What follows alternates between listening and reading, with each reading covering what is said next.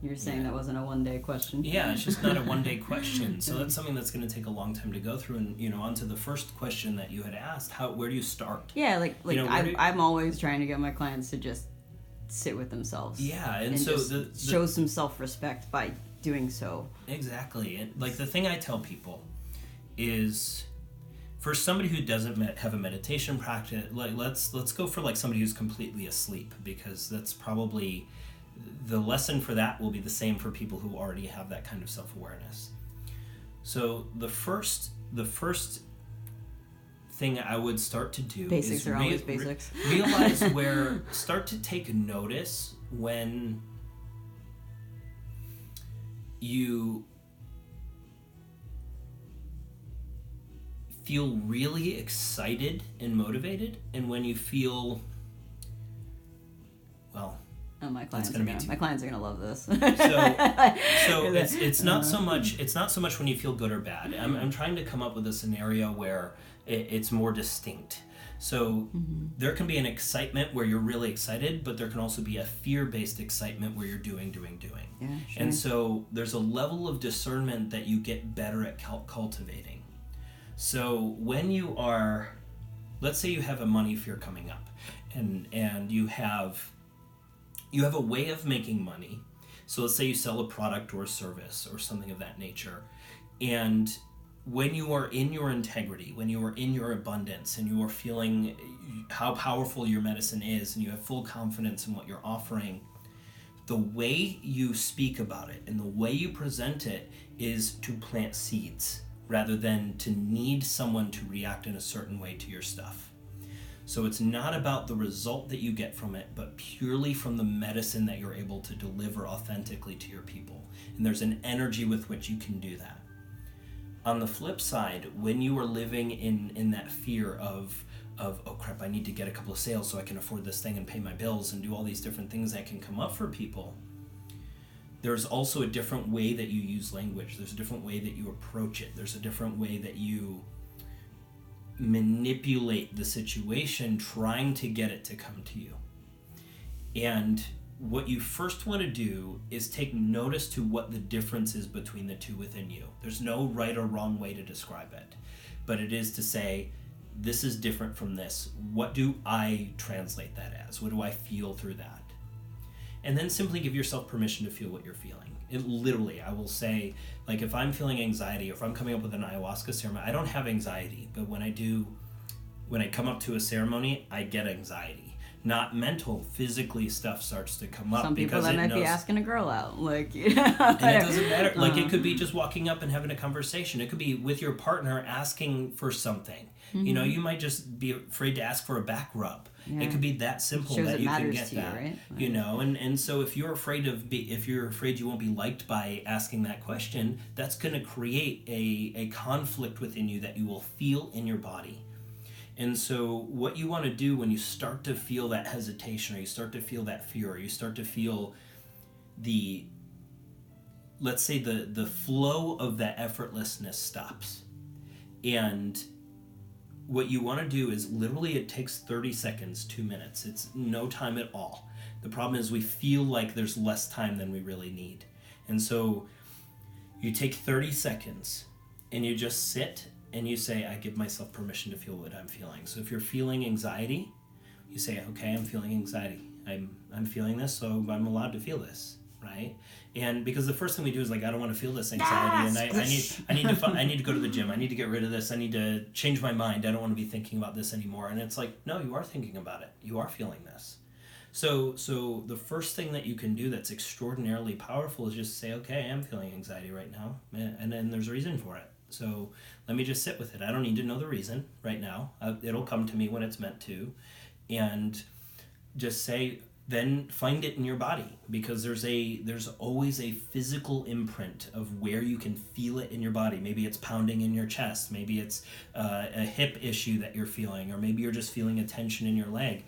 But find something in your body that you can look at. And that's it. Just look at it.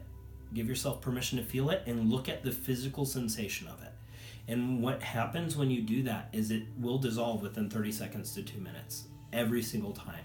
feel it. It's like feel it dissolve. It's the craziest thing. It's crazy, and it's like, just one of those things that you're so used to saying, I'm not supposed to feel this. And all it wants is to be seen and acknowledged. The same thing your inner child wants. Which is separate from reaction. Let's see the next stage I'm always trying to get people to help separate. Is like you feeling it does not mean you have to murder someone. Or you have to speak about it. Or even, like, maybe that's like a thing you need to go through or whatever. But, yeah. I think it's also, so the next step, what I would say is, like, let's say they felt it. Let's say they have anger, because that's a really hard one for somebody to understand and sit with, because they're, like, so agitated and they don't know what to do. And it's a catalyst kind of feeling. It is. Yeah. It's a one that makes them want to move and take an action of some kind, because it's a boundary violation is what it's pointing to. It's showing where your agreements are not clear and where somebody is not entering through the doorway. And when that sort of thing comes up, you still need to give yourself permission to be angry. The reason that you resist it is because you think anger is a bad emotion. You're not supposed to get angry. And so when you stop judging the emotion as a good or bad emotion, or one that's not something you're supposed to have, you can sit back and say, okay, I'm angry. I have a reason to be angry. This person said they would do this thing for me and they didn't show up. Of course I'm angry, right? And so when you can sit there and say, yeah, this person cheated on me, of course I'm angry. Like, yeah, you should be angry about that. You have every right to be angry about that. Anger is, us having emotions does not, a lot of the spiritual community says there's these bad emotions like that you should be getting rid of, and that when you're enlightened you don't experience these things anymore. Everything is a catalyst. Everything is a signal to bring you back into alignment. And so you need those, whether you're in perfect alignment and you're doing things that are rocking in your world and most things are working, you're still going to have those catalysts show up, because they're bringing you right to refinement. And they're helping you refine how you're showing up and how you're communicating with people and how you're able to interact with the world around you in a more powerful way without betraying yourself. And when we get anger and we get these emotions and we're like so agitated and we don't know what to do, it's usually because we're saying, I need to get rid of this. I don't want to feel this, or whatever it is. And simply saying, okay, I'm angry and I'm allowed to be angry is amazingly powerful. Like literally those words, like sit and say those words to yourself, whether it's in your head. Out loud will be more powerful, but saying it in your head is just as powerful. And just exhale it for a second and sit with it. It might not dissipate right away if you're still holding on to other narratives, and it might be a practice for you. You know, you might need to practice. Maybe it loosens its grip just a little bit, you know. And that's usually what happens. And so the next step with that is then to say, okay, that signal showed up. Why did that signal show up? I'm feeling anxiety. Why is that? What is the story that I'm telling? Because that's pointing me to something that's saying, I'm not being here right now. You know, I'm somewhere else. And so it's trying to say, hey, there's a timing mismatch that's happening. You need to come back to now. And if that almost reminds me of what you were saying about imagination, like, because, I mean, anxiety is imagination. It's like, all right, so we suppress this into this little ball, and that's one of those things of, like, maybe having art classes and creative things in your life, like, is a different transmutation of where your imagination is going. Because it's like, well, if I need to be used, I'm going to come out some way or not. Yeah, and there's that too. You know, and so there's a balance of intentionally using that energy versus dissipating it unconsciously. Which people would not see as related. Yeah. And they could be. It could be. It's a fine line of which is which is why you need to proactively, intentionally do it. You know? I like what you said about this planting seeds earlier too, because that's definitely something I've felt more in recent years or whatever. But like recently I made an Instagram post where I kind of just casually threw in like, oh, I'm trying to save people here, and somebody actually called me out on that, like in a nice place, like in a DM, was like, oh, you're trying to save people, Sam? I'm like, haha, because that's something that I probably would have, like, language I wouldn't have used before, of like, you know, as if it's just, you know, response like, I have to save people, like you said, when it comes from a needy place, like it's weird. But I thought about it and I was like, oh, I laughed, and then I wrote back like, you know what, yeah, I am trying to save people, but like I also don't care whether or not I do. But like, what am I doing if not trying to save people? Okay, no, I felt fine, and right now that feels fine to me to say, like, whereas before maybe it wouldn't have. But you're right, it's just like, well, I can want that without, you know, it's still up to them. I can't take their autonomy away. You can absolutely want to save somebody. You just have to let go of needing them to be saved. And that's where the balance is. And And you can enjoy saving people. The problem happens when you take their power away, right?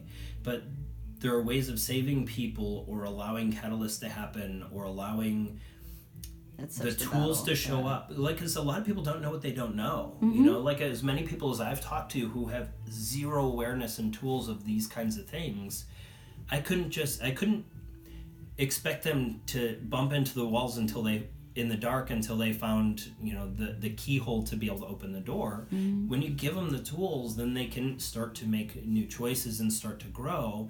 And sometimes there's a combination of it's giving them catalysts for self-inquiry, but also then imprinting information that they need to be able to make those decisions. And then later they can then choose whether that information is something they need to honor, or that information is something that is no longer resonating with them. The thing I tell people is, like, everything I say is not necessarily the truth. It's true for me. It's my truth. But it doesn't need to be true for you. It's just meant to lead you to what's true for you. And through that, you can be a lot stronger, because then you don't care if somebody argues with you. You don't care if somebody disagrees with what's happening. You don't care if they don't do the work, because you realize that you planted that seed that they needed. Even if they disagreed with it, it created a mechanism that starts to unfold in them that will allow them to find the coach or the teacher or the person that they will resonate with to get that work done. And it's not always about, you feeling good for getting them to Z. They could be at A, and you might just do something, a little tiny thing that got them to go to B and C, and that's enough. Because B and a half. Because so many people are at so many different stages that if you're so worried at succeeding with everybody, that you're really not serving your medicine in the most powerful way. It's really about saying, I have this super nourishing nectar that you're all welcome to partake in if you would like to join me.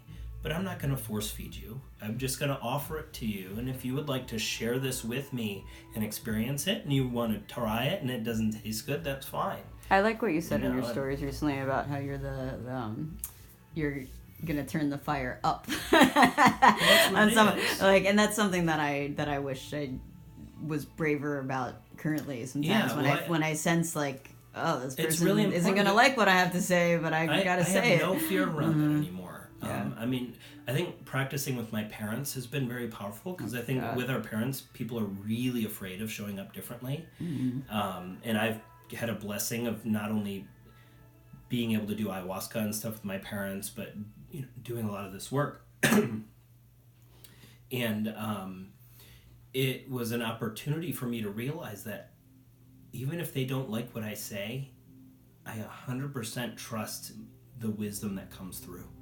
And I 100% trust the fact that I have let go of enough pieces of my puzzle that I am not saying these things because it makes me feel good. I'm saying them because I am trying to be as clear a vessel for them as I possibly can be. And if something comes through that they don't like, that doesn't mean that I'm being mean to them. It doesn't mean that I'm hurting them. It means that I'm just saying something that wasn't their preference. And that will then let them realize, oh wait, everything doesn't need to be my preference, and I don't need to actually take ownership of everything that is said to me. I can let it go in one ear and out the other if I don't like it. What I hear is a really strong and powerful message you're saying is to trust your mind and your body. It's very most people are in one camp or the other. And I think people that's a really good point, because I think people I don't a lot of times trust myself, right? There's plenty of times where I won't trust something. How can I trust a thing that has conflicting opinions? But it's that, right? And it's even simpler than that. It's like, should I do this treatment or that treatment? It could be any number of things, and it's a constant practice of trust. Trust your mind, your body, and the universe. And the more you trust it, the more powerful you get. But it's a practice. It's like, once you learn that you can trust, it will give you opportunities to betray that initially. Because you still have part of you that doesn't. And so if you have part of you that says, well, I might not be able to trust it, the universe is like, yes, I'm going to give you reasons for that. Because I love you and I want you to always get what you're asking for. And that's literally what happens. It says, okay, you think there's a limited supply of money? We're going to let you experience that. If you believe that there's an unlimited supply of money, we're going to let you experience that. All of these things are pointing you to where you're not clear in the energy that you're outputting. And it's up to you which one you want to live. If you want to live in hell, you have that opportunity. If you want to live in a heaven of sorts, you have that opportunity. You don't just get to flick the switch. You can't flick the switch, and that's where people get lost, is they think, oh, I learned this thing, now I'm going to flick the switch and I'm going to be amazing and have all this stuff. And that's a whole nother level of guilt. Yeah, they feel like they're failing because it's not it. And it's like, I was like, have you ever played a sport in your life? And you were an expert on it the first day that you played? Like awesome. Soul work is a sport. You have to practice it. You have to show up every single day. You don't get to skip practice. You don't get to skip practice 3 days a week and expect to be really good at the sport. Like your personality is the same way. You don't get to skip playing with your personality and expect it just to shift like that. And it's fun to think about, but it's scary when you actually put that into practice. You're like, fuck, I could put on a different mask. Yeah, thinking about the masks that you could put on. You literally could show up as any eccentric kind of crazy person you want if it's fun for you. And I tell my clients a lot of times when I talk to them, and I really like this, especially somebody I've never worked with before. I tell them, I was like, I have no idea what your story was. Right? I don't know who you were. I don't know what you've been through. I don't know your personality. You literally could have chosen any character and accent on the planet or in your imagination and played that character when you interacted with me. Why didn't you choose the one you wanted to be? Like, why can't you choose that? Why can't you play that game every day randomly?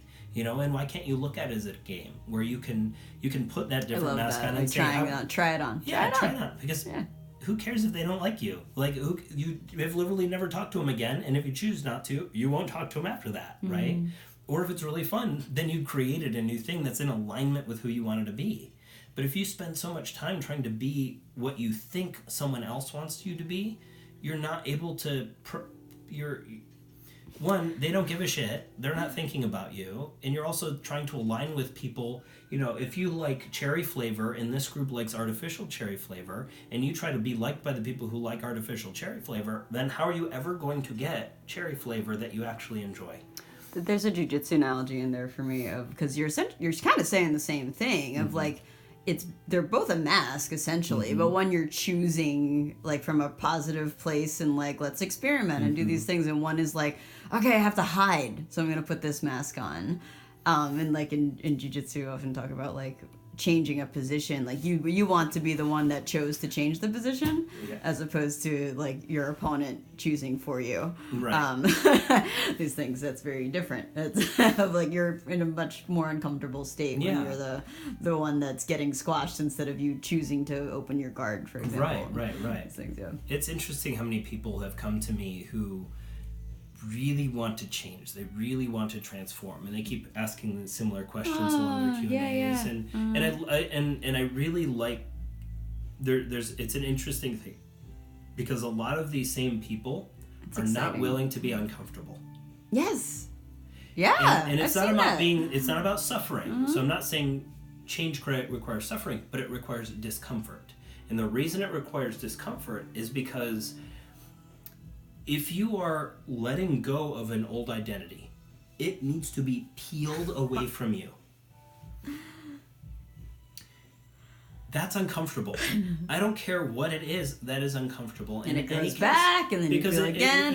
It just needs to be, it is a process of releasing it. It needs to be physically cleared from your cells, right? And so as you continue to show up, more layers of that can be let go of, but that is an uncomfortable process.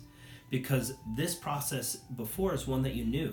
You knew what that was. You knew what that was like. You don't know what the new one is. You don't know what's coming. And it's not your job to control that, but it is your job to practice stepping into it with the understanding that it is what is necessary for you to show up in the capacity that you're actually asking for.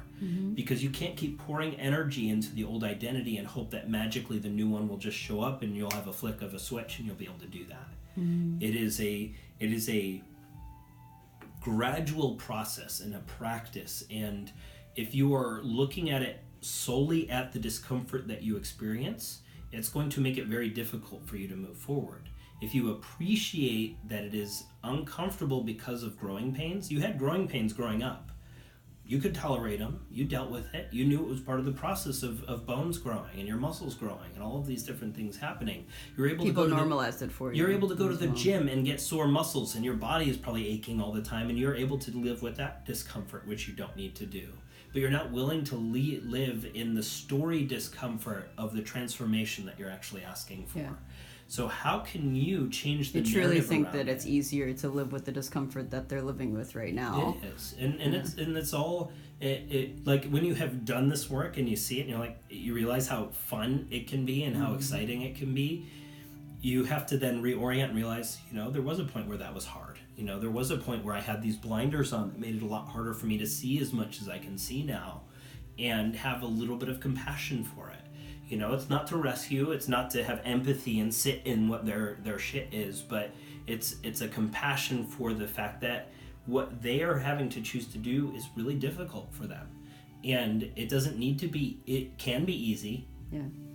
And you can provide tools that can make it easier for them, but you don't need to make it easy. They just need to grow into it and practice it and fail at it, and be willing to fail at it and be willing to flip back and forth on it and really be able to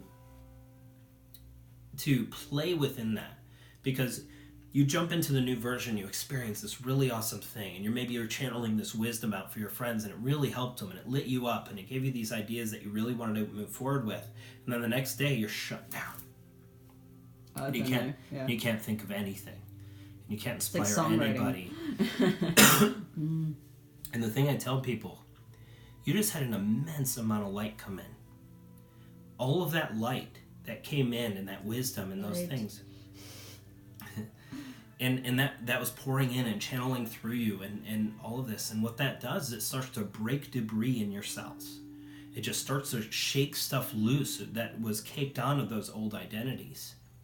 And when that happens, all of that debris floats to the surface and clouds the light that's pouring in all the time. And so yesterday, you were super tapped in, and today you have to sit and let that stuff clear, because that's a process, it's a chisel. You're chipping away at those layers, and they have to clear somewhere before that light can come back through. And that I have that all the time.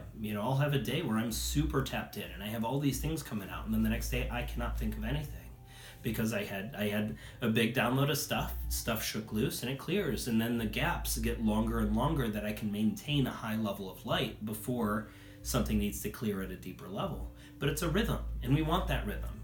It's the same thing with microdosing or anything that feels good. Cycling it gives you the contrast of what it feels like to be super on top of things and normalized, so that you always have that contrast. It's the reason we have duality. We can't experience anything without that kind of stuff, without polarity. And even in the world now, we're becoming more polarized. There's this whole new age movement that is trying to say, oh, we're unifying, we're becoming more into unity, and we're all one. And that's not true. We're becoming more polarized. We're just becoming more united in whatever polarity that we're being polarized into. We're not becoming less polarized. We're learning how to use duality as a more powerful unit of understanding our reality. We're allowing ourselves to see those contrasts instead of just living in them. And so then you can actually use them to navigate and create in a much more powerful way that is, that you miss when you are trying to you look at that movement that is trying to get people to all think that we're all one. It's a very easy way of getting people to give their power away. They're not honoring themselves anymore. They're just trying to homogenize. And we're not meant to be homogenized. We're meant to be individuations. And at the bottom line, we are all the same. Everything is in everything, but we are not all one. There's a big difference between us all being the same and us all being one. Or there's a big difference between everything being in everything and everything being one thing. And that's an important subtle distinction, because when we're all one, we are trying to sacrifice ourselves and be all the same. Whereas when everything is in everything, we understand that we're all just channeling each other's consciousness. We're all just creating this reality around us, and we have everything within us to create what we want. And that's a much more powerful place to be, and a much more empowering place to be, because then it's not a matter of rejecting something, rejecting ego or rejecting these negative things or rejecting our old self or anything like that, like is proposed in a lot of these circles where you have to reject the ego and be free of your ego. And it's like, no, your ego is just the point from which you create. I feel suspicious anytime people say to reject any part of yourself. Yeah, like, it's that doesn't just seem like, clear, right? Yeah, and one of the things Annie said in the video the other day was, that's like cutting off your arm and rejecting your arm, and it's part of you. I use that analogy. And it's just like my dad used to say, don't cut off your nose to spite your face. Right, It's the old same school kind stuff. of, it's the same kind of idea that if Which is that if you, like, I don't want to feel anger, we're like, well, that's a tool. Yeah. Like, what, you're just not going to use it? Yeah, it's like, I don't want to feel my toes anymore. It's like, okay, well, there are you're ways gonna fall to down do a lot. that. Yeah. It's like, Life gets harder. Life gets harder when you renounce things that are a part of you. Well, exactly that. And it's funny, though, when you think about it. Like, if you think about the fact that, okay, you don't want to feel anger that's like cutting your toes off, right? You're going to have a hard time walking without your toes. Yes, I also only want to feel sadness in really specific circumstances. Yeah. And like, what do you have a hard time doing when you're not willing to feel sadness or anger or whatever else because you've blocked that energy flow off? It doesn't disappear. It just stops flowing. And what happens when that stops flowing? It really does. And gunks up the works. It creates, it gunks up the machine. And all of these things are the same puzzle. Like, you start to see that they're all the same puzzle. The more of this stuff that you work, there's just different layers of things that are flowing, and gaining sensitivity to those different layers and when they're not flowing, and how to get them flowing again by realizing what the program is within you that is causing them not to flow is, what the game is, because it's a continuous seeking of where you're giving your power away, or where you're not stepping into your power, you're not honoring the fact that you are powerful, and that's the thing a lot of people do. They're like, well, I haven't had as many experiences as you, or my life hasn't been as hard as that. And it's like, you've had experiences that were hard for you. You've had lessons. You've had hard moments. You've had choices that you had to make that you didn't want to make. That is as hard as anything anybody will go through. And being able to the split side of it is, like, you've had joyful things and you can choose that too. Like, there's a romanticization that comes up of, like, going the hard road, of, like, self-flagellation, and discipline needs to be painful and all these things. And it doesn't. And it's like, what if you were disciplined to do what you were drawn to? Yeah, and that's it. Felt easy. And then let go of it when it's no longer feeling good. And that's the thing we do, is we're not willing to, we promise to be the same tomorrow that we are today. And we promise to like this a lot. we promise to like the same things tomorrow that we like today. We promise to interact the same way. We promise to say yes to the same things, and it's that doesn't need to be the case. Work, jobs, relationships. Like, it just doesn't need to be the case, that we can actually really show up in a much stronger capacity when we let go of the program that says that that's the good way to be. And so when you can say, okay, I can make a decision today and it's not permanent, or I can change my favorite color every day if I want. I don't have to pick a favorite color that lasts me my entire life. That's crazy. But that's a good example of it. Like, people have, you ask somebody what that's their favorite a fun color is. one. You can be like, oh, wait, like, it's like, you that doesn't can feel have a threatening color to play with, Yeah. right? That's progressive load. Exactly. And it is. It's a great thing for people to experiment with, is changing their favorite color all the time.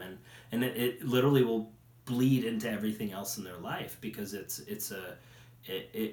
all the same thing. It's just that when you hold less of a pain around, or less of a weight to that decision, you're not going to be ostracized from the tribe if you change from red to yellow. Yeah. And it's like, the irony is that you can literally do that with anything, and the game is to learn that you can, and to practice doing that, and to see what happens when you do, and to, as you see that, see what happens when you make those choices and you show up differently in that capacity, how much more power you have, how much more influence you have, and how much more joy you can experience in what you're doing.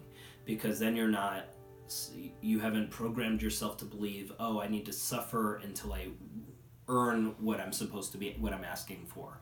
Or I need to struggle through this because the struggle is the way, and or knocking the walls down and pushing against these things is how I grow and how I do this. And no, the pushing against is because it's trying to get you to reorient with where the ease of the flow is. And that's really hard for a lot of people to do because we're so programmed to work hard. We're so programmed to think do more in less time is success or wealth or whatever it is. And if you realize that those are all energies, that you can choose what level feels good to you and then operate within that without worrying about what other people need you to be, that allows you then to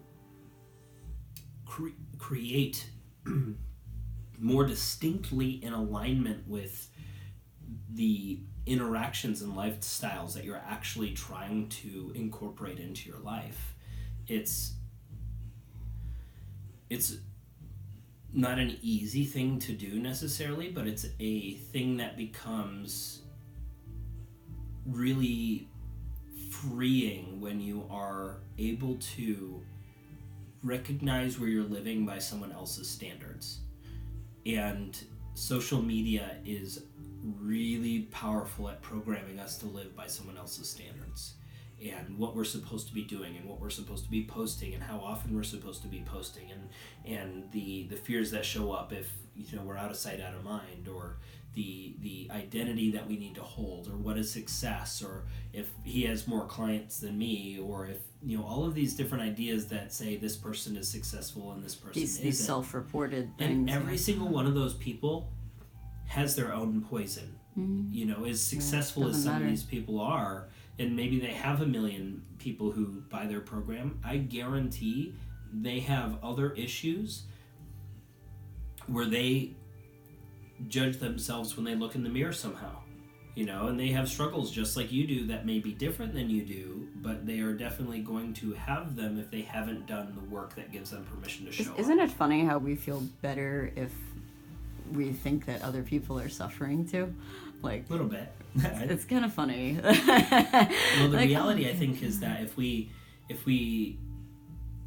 can step back and realize we all have look at Robin Williams, right? Yeah, sure. As a good example of someone who outwardly was a symbol of laughter and joy and unfiltered expression of personality and those kinds of things, yet was suffering in his identity in some way. This will not be a popular thing to say, but what a gift he gave the world by committing suicide after having that. Well, it's probably why his soul probably had him go that route, was to create that symbol to say, hey, just because outwardly people are showing themselves in a beautiful bikini doesn't mean inwardly that they don't have some disease state that is poisoning them in some way. And honoring that we all have that, and that we are all healing that at different rates and at different levels, and that we all have an opportunity to heal that and to not live that and to not have that contrast, but to recognize that we're all healing those wounds and that we're all learning the lessons, and that 99%, probably 6.8 out of 7 billion people have no clue where those imprints came from. They have no clue how to do this work. They have no clue how to gain self-awareness. They have no clue what those signals are teaching them. That's amazing, because now if you're watching this video or you're conversing with people who are talking this language, you're among that 1% of people who are getting an opportunity to increase your consciousness container to see those things, and to be able to learn the soul lessons that you have failed to learn for the last 50 plus lifetimes. Think about that. Let that really sink in. You have spent 50 lifetimes suffering in the way that you have suffered up to this point. In stronger and weaker ways in different capacities, all learning these same lessons. And you had an opportunity in this specific lifetime to have the veil lifted just enough that you could look in the mirror. And that you could use that mirror to gain more awareness of where your power is and how you can show up and where your medicine is, without needing to compare to the people next to you who are also getting an opportunity to look in the mirror. And the reason that you see them looking in the mirror is because you create the energy in the tribe around you that will show up doing that. So you seeing all these people waking up is simply because your consciousness is outputting and bringing those people into your awareness. I guarantee there is a whole lot of people, if you go through Walmart, who are not waking up that way, and who are having all this astrology, and who are having all of these different catalysts that are happening, and they are struggling through it and have no idea why.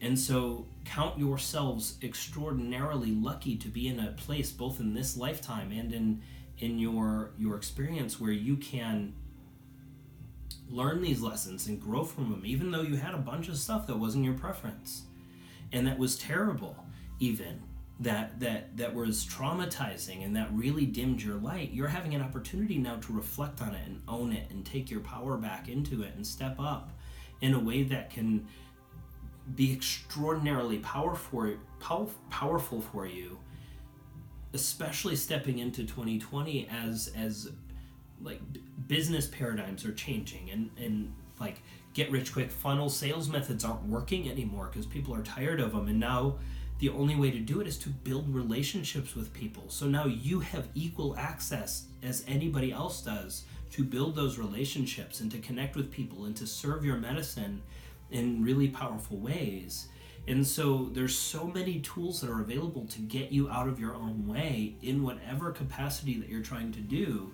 The rest is just when you're willing to get your power back and stop giving your power away to those excuses that you've made up until this point, and or keep making them, because you're allowed to do that too, and that's okay if you want to keep doing that. But at some point, the pain of staying the same is going to be less than the pain of making that change, because the universe has a way of saying, I want you to grow.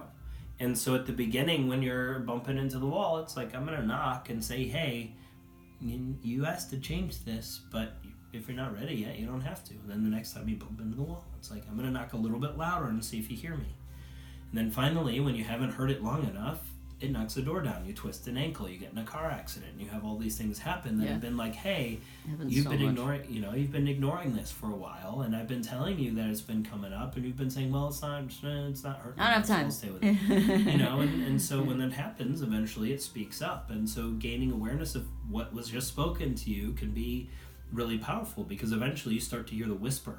And then the whisper allows you to navigate faster. And now, instead of you being this huge cruise liner ship that can't maneuver in the water, you're a little agile speedboat. And you can adjust, and you can change every day. You can change every hour. You can have all these things shift as you gain that new awareness, so that you can enjoy your life more. You're not letting your life just kind of drift. You're able to then navigate it in the way that makes you feel more powerful and excited, and whatever gets you out of bed in the morning, and gives you the friends that you want to have or the relationships that you want to have, because you're not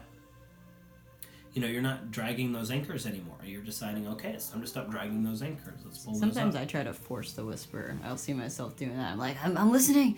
And like really try to come through. And it's like, I'm not being intuitive enough. Yeah. Well, and which that's is it too. hilarious. It's a rhythm of intuition, and I feel it all the time, where there's times where I'll be super tapped in. And the irony is, it shows up best when I'm out of my own way. Like if I'm trying to be intuitive because I feel like I need to come up with a really good idea for this person. And at one time that was exactly what I needed to do, was to actively listen. Yeah. And now it's like, okay. Now I just, part of it, especially, even for you, is to say, I'm fucking powerful. And I always have the right messages come in when I need them. And maybe if I'm not getting some right now, I don't need it. I can just sit here. Yeah, and it's really hard. Like, there's so many people who will be in the back of an Uber being uncomfortable sitting in silence. Yes. Yes. They I have to come up with the conversations, and I've been next to people who have that pain. You feel it. It's visceral, and so it's really interesting to sit in that and say, oh, I am feeling obligated to do this, or I am feeling like this is a duty of mine, that if I don't do this, I'm not enough. You hear that, James? Is the lesson you're doing this week. And it's good that way, that it always reflects back to where you believe that you're not enough, and not being enough, not doing enough, not powerful enough, whatever it is, and always coming back to, you're like, you know what? This is where I am. What am I forcing here? What am I forcing here? What am I forcing here? And it's really neat to see that happen, because then you can actually you open up a channel, and then that energy will come through The ebb 10 and times more flows. than what would have happened if you were like trying to like pump it out. And Yeah. it just takes you saying, I have perfect faith in the fact that this will show up. I once did that. I tried to siphon. I thought that this air conditioner thing needed to be siphoned, and I sat there for like 20 minutes trying to like get water to come out. It turned out it didn't need that. Like, and then another time it like absolutely didn't. It took no effort. Like, anyway, that just really was Yeah, funny. well, it's that same Like, kind of, and there's metaphors and all that, you know, there's so many totally. metaphors in those kinds of We're experience. meaning-making machines. It is, and yeah, we're storytellers. You know, we want something to have more meaning. We want something to have, you know, that kind of thing, and that's okay. Yeah. But sometimes it's okay for it to be perfect the way it is, and be enough where it is. You know, not being able to sit and not do anything, and realize that, oh wait, where I am right now, I have enough. I'm cared for. I do have food. I do have my money today. I am taken care of today, and I do have the things that are perfectly orchestrated today. May not be exactly where I want to be tomorrow, but today I'm exactly where I need to be, and at each stage of the game I've always been there. So how can I just step back and say, you know what, I have been doing the right tasks, I have been brought through the right things at each stage of that game, and can I let go of my need to know what tomorrow will bring, or my need to control what tomorrow will be, so that I can allow myself to show up here now and also there tomorrow in a fuller capacity, because I'm not saying I need it to be this way so that I feel good. Mm-hmm. And that is a constant reminder. You know, that's a constant realization of where you're not in alignment. And so the only way to find that is to gain that sensitivity to, you know, where are you feeling that underlying agitation? Where are you like feeling obligated to write that email? Where are you feeling like you committed to this thing, and if you don't do it, you're betraying yourself in some way? How can you sit in your integrity day to day and say, today, this is a yes.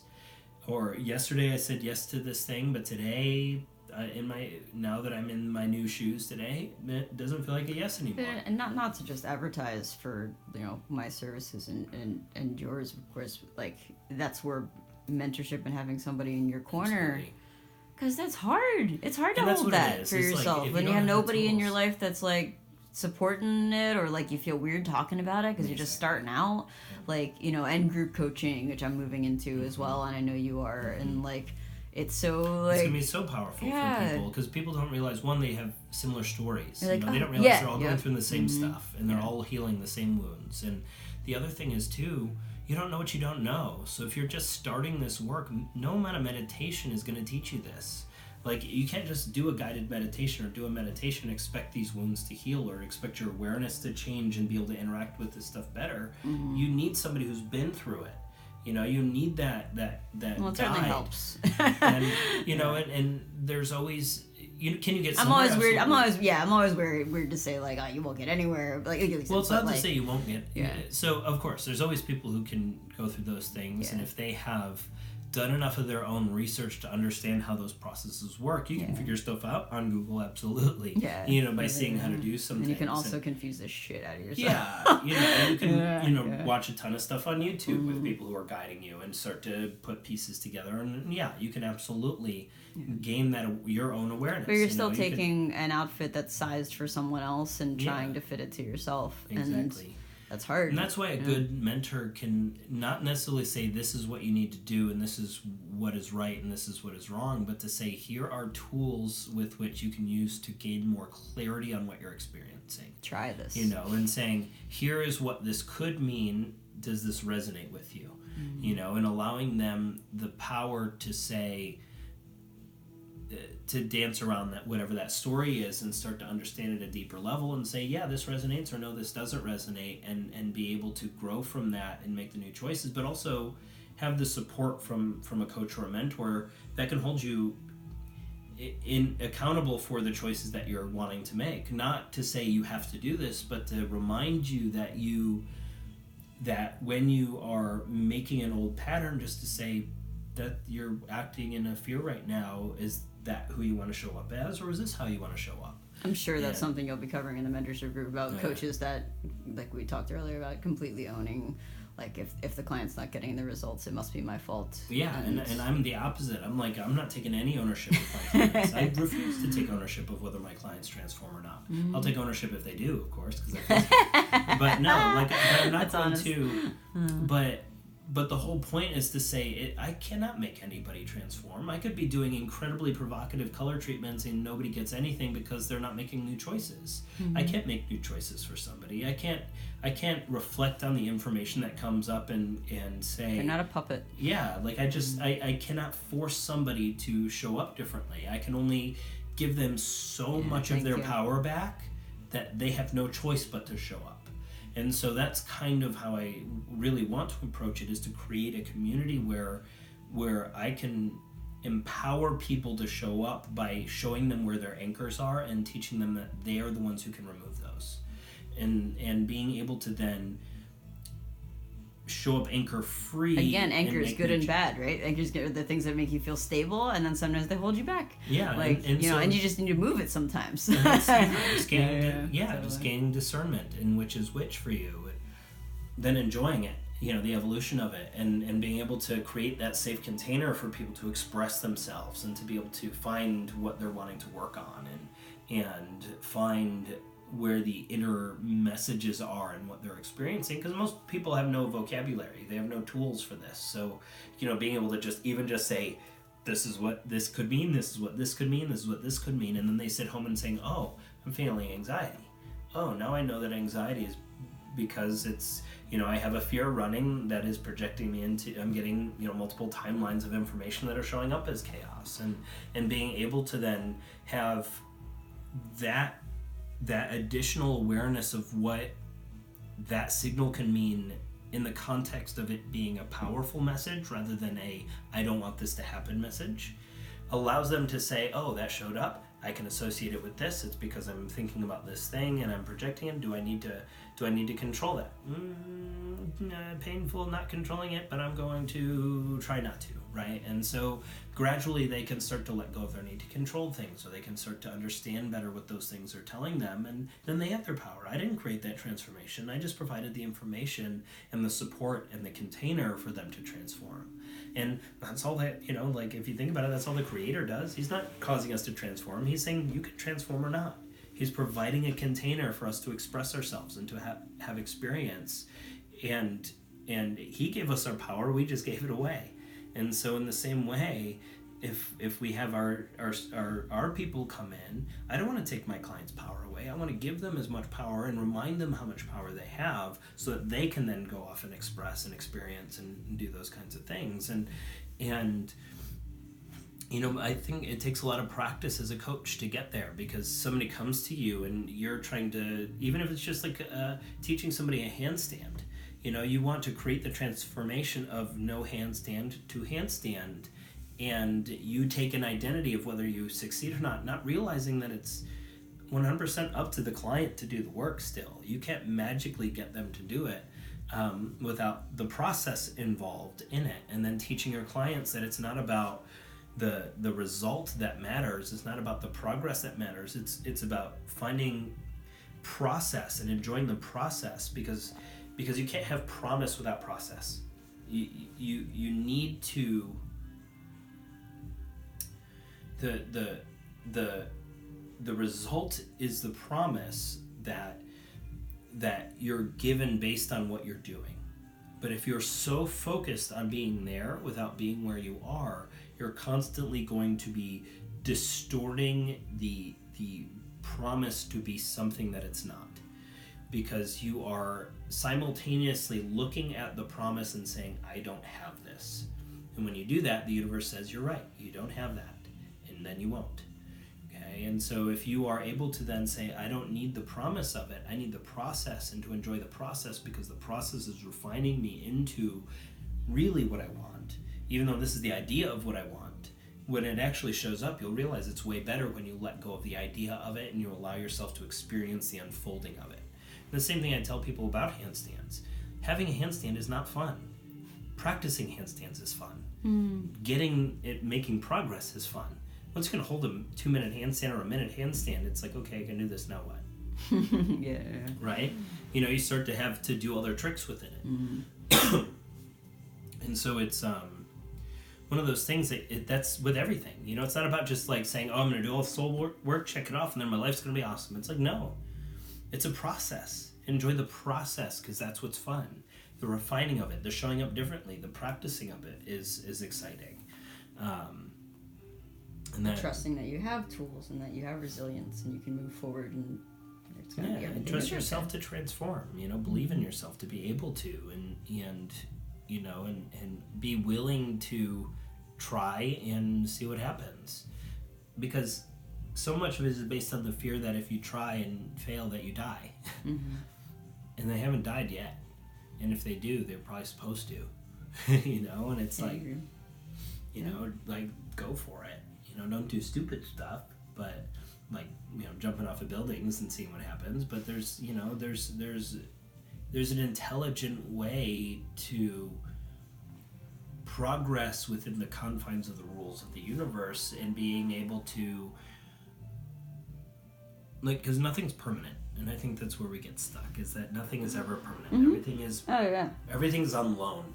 You know, whether it's the thing you think is permanent, even that's on loan. And so as you make new choices, realizing that you just gained more information, and then you can say, oh, I don't know if I wanted to make that choice. I'm going to go back. Look at how many people have broken up in their relationships and have gotten back together, feeling like when they broke up, it's the end forever. And it's like, no. Well, I was just thinking, like, how important novelty is, like, for life. Like, so sameness would not be fun. I was just, when you said that, it was like, you know, even the laws of the universe, right? So, like, imagine we collectively all agreed that gravity is no longer a thing, and we can all fly and go in as many directions. Like, within like a week, we'd all be bored with it. I mean, it'd be, because I was like, that'd be so fun, and I was like, you know what? And then it'd be normal, and then that would be the next thing, and then we need another challenge. Like, so, like, this is all fun. The irony is that if we all collectively agreed on it, it would probably do it. 4 minute mile, 4 minute mile, that kind of stuff. Like, it probably wouldn't even take that long. I mean, it probably would not even take very many people to agree on it. Power of belief. Yeah, like, it would change pretty quickly, I imagine. But it's such an interesting thing, and, you know, people that felt burned by spirituality or the church or anything like that, but belief is powerful. Group belief? Yeah, it's super powerful. It's crazy the way that it can impact reality and the planet and all that kind of stuff. I mean, you can probably you know, if you had I can feel that, like, imagining us all having a collective thought at the same time. It's like a sound wave. Just I mean, imagine if you had, like, you know, 1 billion people all meditate on the same subject at the same time. Like, you would be able to move the moon. Like, you could change incredible things just by doing that, because of the force of that energy. And we're all just worried about our own shit. Yeah, well, it's amazing. It's amazing that, you know, what can create what you can create as an individual, and then as you come together, what force can happen behind that. And the only way people can actually truly come together is if they first honor themselves, and they first remember who they are, and they get out of their own way in that endeavor, not to sacrifice to fit in with that group, but to stand out within the group. You know, and also signal to other people that are right there with you. You know? Right, and being able to be right there with these other people, not needing them to be a certain way, but to understand that we're all expressions of these different energies, that we can all show up and co-create within that, and then you create incredible change. You know, you don't change by saying, I need you, I want to feel better when I look at you, so do the things I want you to do. You know, which is what all of media is trying to get people to do, is to argue and be divided, because they're all saying externalize your energy and use something outside of you as your source. And all commercials do. It's all commercials do. Is here's one way to subvert your internal, whether it's pain or feelings or whatever. It's just like, but you're right, like the universe, you know, if people say that they want, like, that's probably a cycle, right, in itself. If people say, like, I don't want to feel, so the universe says, here's a tool not to feel. Yeah. Here's another tool not to feel. Here's another tool not to feel. Here's another tool not to feel.